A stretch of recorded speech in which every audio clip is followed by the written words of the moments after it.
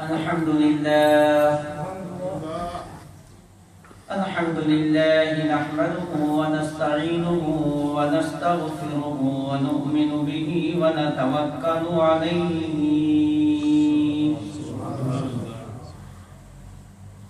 ونعوذ بالله من شرور أنفسنا ومن سيئات أعمالنا من يهده الله فلا مضل له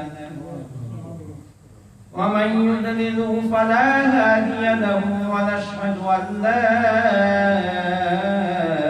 إله إلا الله وحده لا شريك له ونشهد أن سيدنا ونبينا وحبيبنا وطبيب قلوبنا وغوثنا وغياثنا ومعيننا ومولانا وملجانا ومأوانا محمدا عبده ورسوله أرسله بالحق بشيرا ونذيرا أما بعد فأعوذ بالله من الشيطان الرجيم بسم الله الرحمن الرحيم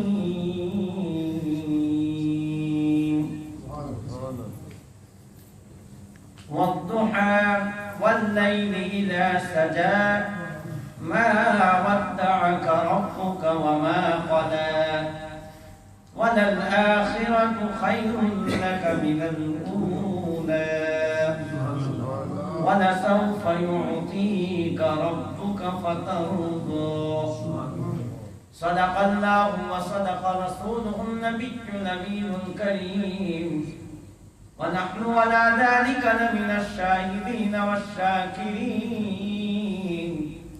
والحمد لله رب العالمين.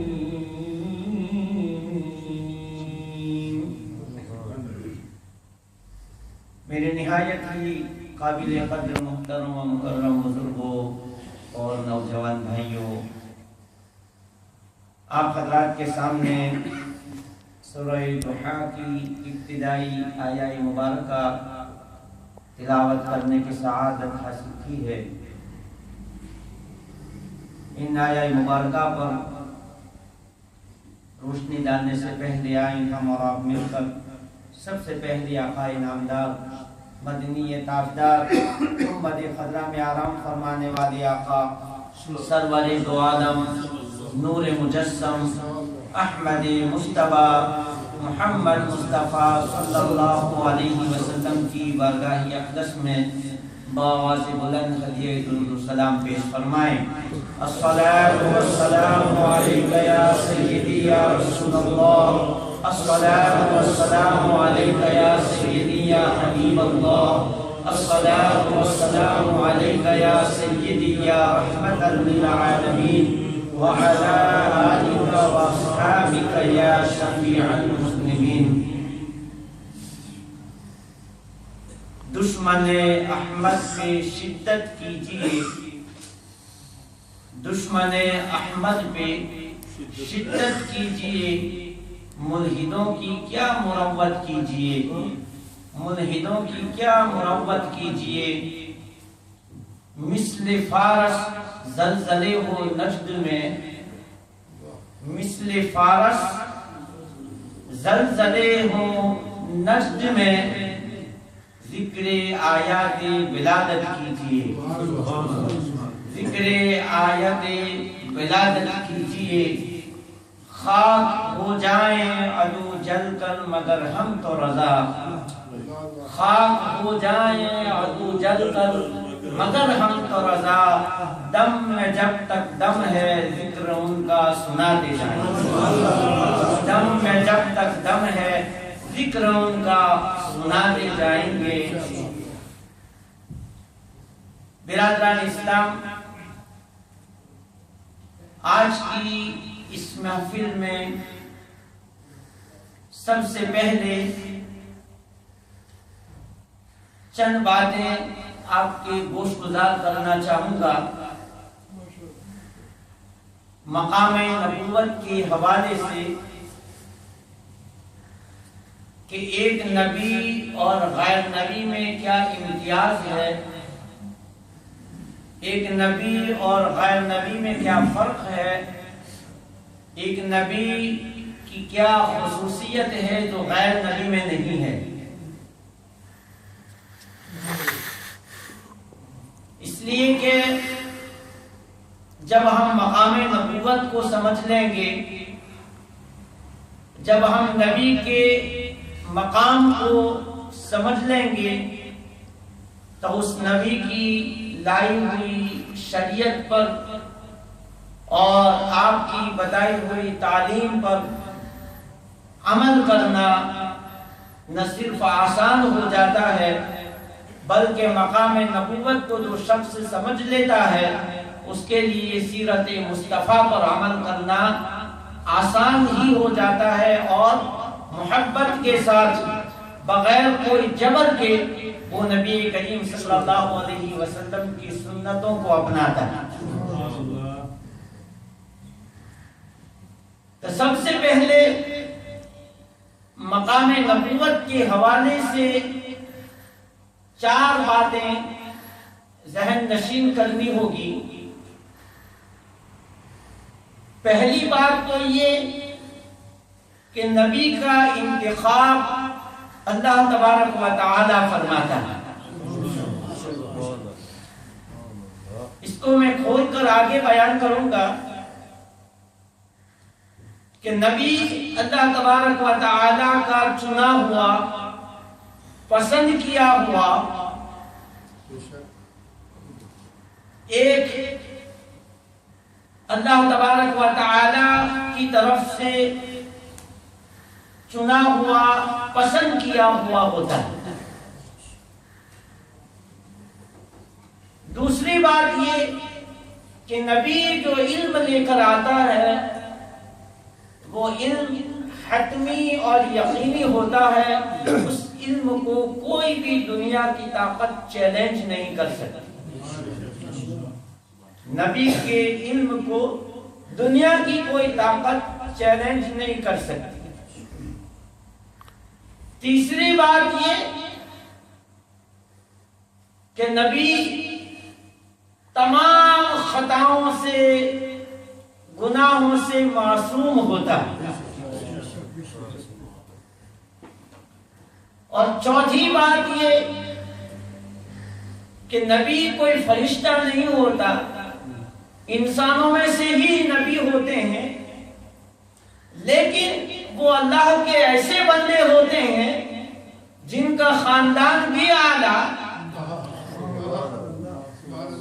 وہ جس ملک میں پیدا ہو وہ ملک سب سے اعلیٰ، جس شہر میں پیدا ہو وہ شہر سب سے اعلیٰ، جس خاندان میں پیدا ہو وہ خاندان دنیا کے خاندانوں میں اعلیٰ۔ نہ صرف یہ بات ہوتی ہے بلکہ اللہ تبارک و تعالی کا وہ پسندیدہ بندہ ہوتا ہے جس کو کتاب اور حکمت سے نوازا جاتا ہے۔ یعنی عام بندوں کی طرح، عام انسانوں کی طرح وہ نہیں ہوتا تو انسان ہی ہے، لیکن حسن و جمال کا ایسا پیکر ہوتا ہے کہ اللہ تبارک و تعالی اپنے کسی نبی کو کسی قسم کا عیب نہیں عطا کرتا، بلکہ ہر عیب سے اسے بھی پاک بناتا ہے۔ تو یہ 4 باتیں کہ نبی اللہ تبارک و تعالی کی طرف سے منتخب کیا جاتا ہے، پسند کیا جاتا ہے، چنا جاتا ہے۔ دیکھیں، بات کو کھول کر عرض کرتا ہوں کہ دنیا میں جو چیزیں پائی جاتی ہیں وہ مختلف عناصر سے بنتی ہیں۔ انسان عناصر 4 سے بنا ہے: مٹی، پانی، ہوا اور آگ۔ یہ عناصر ہیں۔ یہ صرف 4 عناصر ہی زمین میں نہیں ہے، بلکہ بہت قسم کے عناصر ہیں۔ लोहा है, सोना है, चांदी है, ये भी एक अनासिर है। तो बाज अनासिर कीमती होते हैं, जैसे सोना है, चांदी है। बाज अनासिर अर्जू होते हैं, यानी उसकी कोई कीमत नहीं होती। अनासिर के बाद जमादात का नंबर आता है। अब जमादात ये पत्थरों को कहा जाता है, और सारे पत्थर बराबर भी नहीं होते। कोई पत्थर तो बहुत ज्यादा कीमती होते हैं कि बादशाह और मालदार लोग अपने अंगूठियों में उसे जुड़वाते हैं और अपने तख्त, अपने ताज पर उसको लगाते हैं। पन्ना है, पुखराज है, रूबी है, ये पत्थर ऐसे हैं जो बहुत ज्यादा कीमती हैं, और बाद ऐसे हैं कि रास्ते में पड़े हुए होते हैं, कोई उनकी तरफ देखता भी नहीं है। तो जमादात है, बाज कीमती हैं और बाज जो है उसकी कोई वैल्यू नहीं है। जमादात के बाद नबातात है, यानी ये फूल, पौधे, दरख्त, ये क्या है? नबातात है। और नबातात की भी बहुत सारी किस्में हैं। बाज नबातात ऐसे हैं कि बगैर बीज के उग आते हैं, जिसका कोई तना भी नहीं होता, पौधा होता है, छोटे से होते हैं, बगैर बीज के बारिश के सीजन में उगाए, बारिश की सीजन खत्म हुई तो खुद भी खत्म हो गए। तो बाज ऐसे हैं तो बगैर बीज के उगाते हैं, उसका कोई तना भी नहीं होता, कोई फल फूल वगैरह वो नहीं देता है। बाज ऐसे हैं जिसका तना भी होता है, शाखें भी होती हैं, फल भी होते हैं, फूल भी होते हैं। और बाज नबातात ऐसे होते हैं कि जिसमें हैवानियत का अक्स भी पाया जाता है। नर और मादा के जोड़े के बगैर वो फल नहीं देते। जैसे खजूर का दरख्त है कि खजूर के दरख्त के करीब नर होता है ताकि खजूर के दरख्त खूब जो है वो फलते और फूलते हैं, ज्यादा फल देते हैं। अगर नर खजूर का दरख्त न हो तो मुरझा जाते हैं, थोड़े से होते हैं। तो जाहिर है कि ये है तो नबातात, लेकिन उनमें हैवानियत का अक्स पाया जाता है। जिस तरह जानवर और इंसान है कि नर और मादा पैर है, तो दरख्तों में भी पैर होते हैं। और कुरान ने तो कहा है कि हमने हर चीज जोड़ा जोड़ा बनाई है, हर चीज हमने जोड़ा जोड़ा बनाई है। और बात ऐसे हैं नबातात में कि जिसको कुरान ने शजरतुन तय्यबा कहा। फरमाया अलम तरा कैफ दरबल्लाहु मसलन कलिमतन तय्यबतन कशजरतिन तय्यबतिन अस्लुहा साबितुन व फर्उहा फिस समा।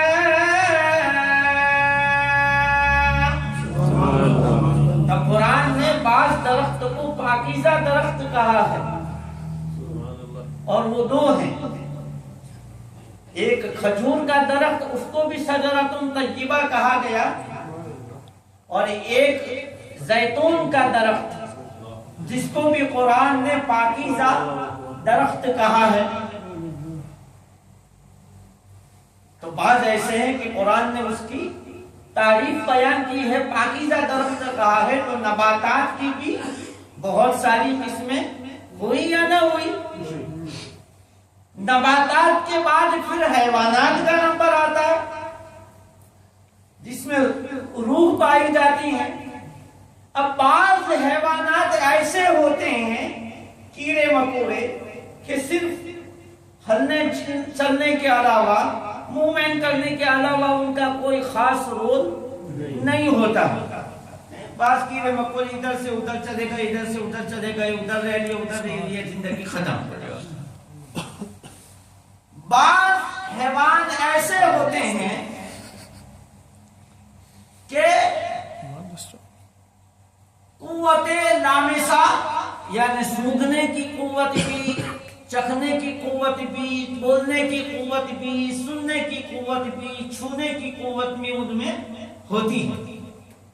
بڑے جیسے آپ گائے کے آگے یا بھینس کے آگے اگر کوئی چیز ڈالے تو وہ پہلے اس کو سونگھتا ہے، ظاہر ہے کہ اس میں قوت شامہ ہے، پھر اس کے بعد وہ چکھتا ہے، اگر اس کو ٹھیک لگی تو کھائے گا، نہ ٹھیک لگی تو منہ مار کے دور کر دیتا ہے۔ تو بعض جانور ایسے ہیں کہ ان میں قوت لامسہ ہوا سے خمسہ پایا جاتا ہے۔ بعض حیوان ایسے ہیں کہ ہم یہ دیکھتے ہیں کہ ان میں صرف زبان نہیں ہے، باقی سب کچھ انسانوں کی طرح کرتے ہیں۔ کئی جانور ہیں نا ایسے کہ ہم کہتے ہیں کہ یار اس کے پاس صرف زبان نہیں ہے، یہ بولتا نہیں ہے، ناطق نہیں ہے، باقی سب کچھ ہے۔ اور بعض ایسے بھی ہیں کہ جو انسان کے لیے فائدے مند ہیں اور بعض انسان کے لیے نقصان دہ بھی ہیں، جن کو مارنے کا حکم ہے، جیسے چوہا ہے، سانپ ہے، بچھو ہے، کہ ان کو مکروہ قرار دیا ہے۔ فرمایا کہ حرم میں ملے یا حرم سے باہر ملے، احرام میں ہو یا احرام کی حالت میں نہ ہو، جب تمہیں وہ نظر آئے تو مار دو۔ تو یہ فاسق جانور ہیں۔ اب انسان بھی حیوان ہے، لیکن انسان کو حیوان ناطق کہا گیا ہے، بولتا جانور، حیوان ناطق۔ اور ان میں بعض ایسے ہیں انسانوں میں کہ ان کے عادتوں کو دیکھ کر، شکل کو دیکھ کر، ان کے کام کو دیکھ کر ہم کہتے ہیں کہ یہ تو جنگلی انسان ہے۔ آج بھی افریقہ کی جنگلوں میں یا دور دراز کے علاقوں میں چلے جائے تو بعض ایسی نسلیں بھی ہیں کہ جو بالکل جنگلی ہیں، دنیا کی ہوا ان کو نہیں لگی ہے۔ اور ایک انسان ہے جو اچھی اخلاق والا،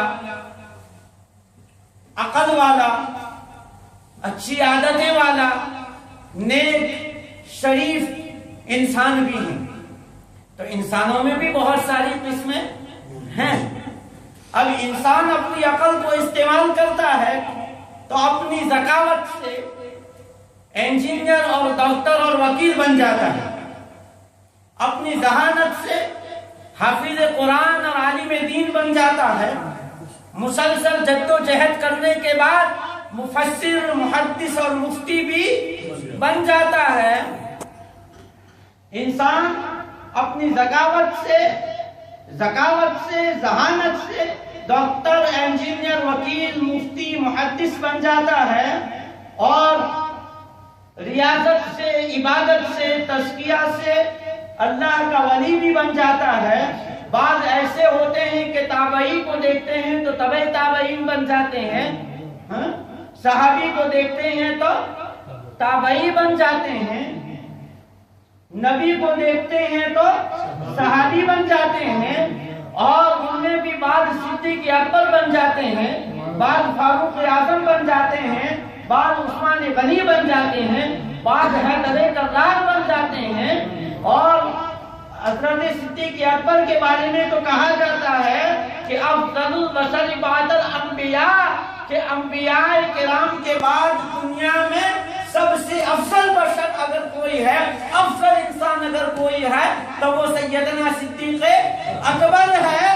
لیکن یاد رکھو کہ ذہانت سے، ذکاوت سے، عبادت سے، ریاضت سے مفتی، محدث، ولی تو بن سکتا ہے، نبی کو دیکھنے سے صحابی تو بن جاتا ہے، تابعی تو بن سکتا ہے صحابی کو دیکھنے سے، مگر کوئی اپنی ذکاوت سے، اپنی ذہانت سے، اپنی عبادت سے، اپنی ریاضت سے، اپنے تسلسل مجاہدہ سے کوئی نبی نہیں بن سکتا۔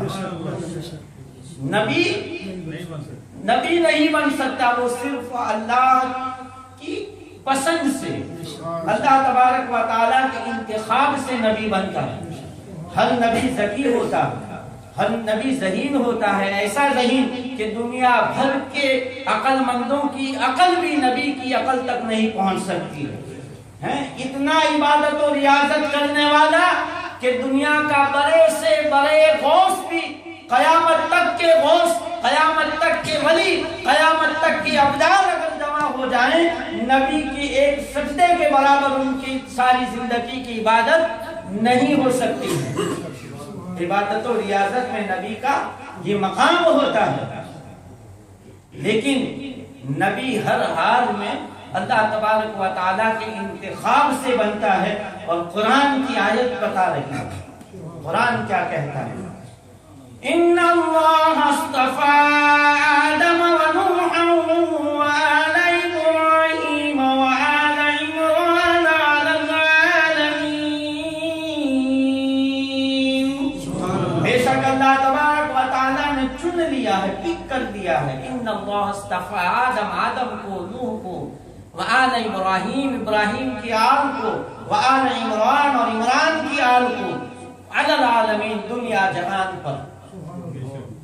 اور کہیں فرمایا وَلَكِنَّ اللَّهَ يَجْتَبِي مِن رُّسُلِهِ مَن يَشَاءُ، اللہ تعالیٰ جسے چاہے پسند فرما لیتا ہے۔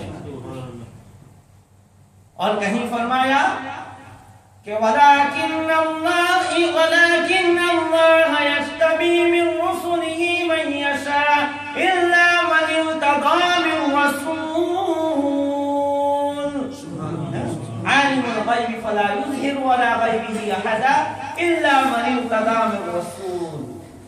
تو مصطفیٰ، میرے آقا صلی اللہ علیہ وسلم کا نام مصطفیٰ بھی ہیں اور مجتبی بھی ہیں اور مرتضی بھی ہیں، مرتضی بھی ہیں اور مجتبی بھی ہیں۔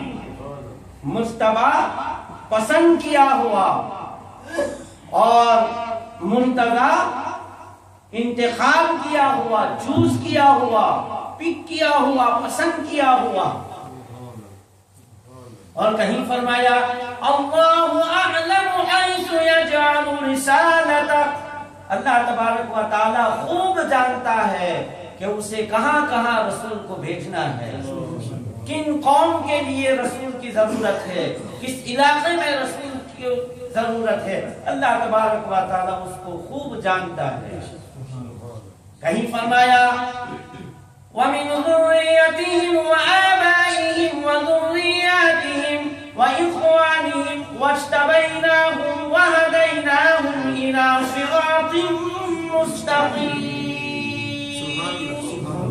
وَمِنْ آبَائِهِمْ وَذُرِّيَّاتِهِمْ وَإِخْوَانِهِمْ وَاجْتَبَيْنَاهُمْ، اللہ تعالیٰ نے ان کو منتخب کر لیا ہے، وَهَدَيْنَاهُمْ، اپنی ہدایت کے لیے انہیں ہدایت عطا فرمائی ہے، اِلَى صِرَاطٍ مُسْتَقِيمٍ، سیدھے راستے پر ان کو چلاتا رہتا ہے۔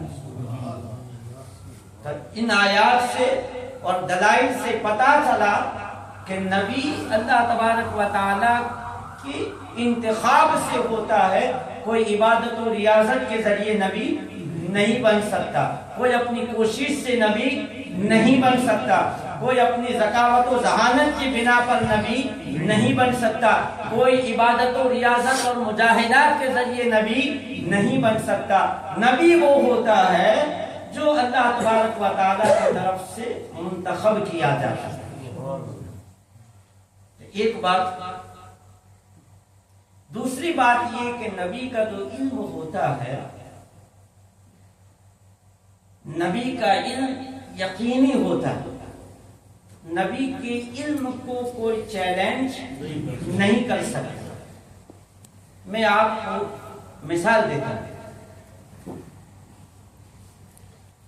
کہ ایک علم ہے جبلت۔ اب جبلت کا جو علم ہے وہ کیا ہے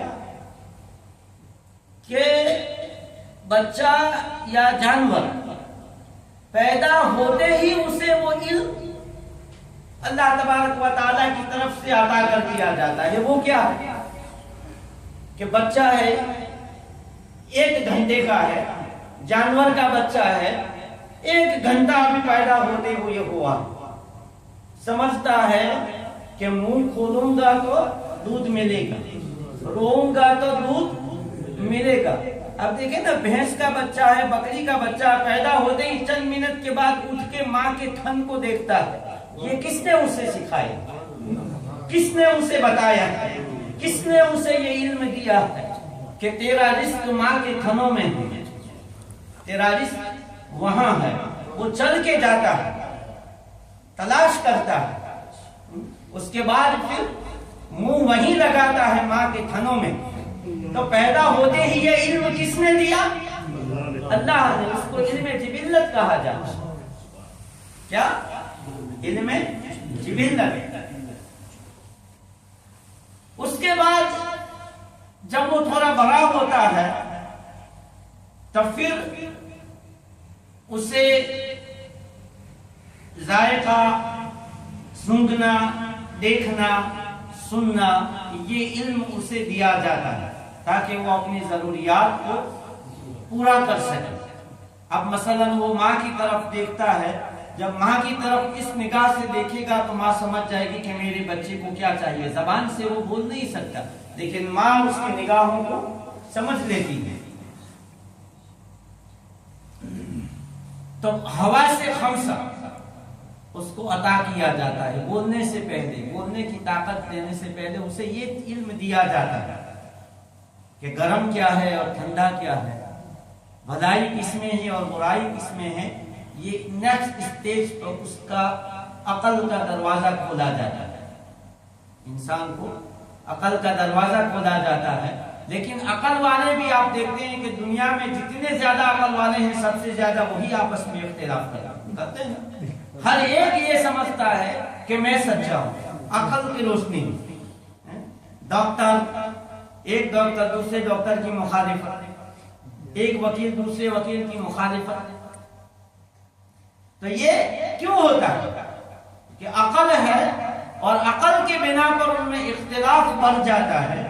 وہ آپس میں اتفاق نہیں کرتے ہیں، میل جھول کر بیٹھنے کی ان کے اندر عقل تو ہوتی ہے لیکن توفیق نہیں ہوتی، تو عقل سے بھی ان کا کام نہیں چلتا ہے، یا جو چیز وہ حاصل کرنا چاہتے ہیں وہ ساری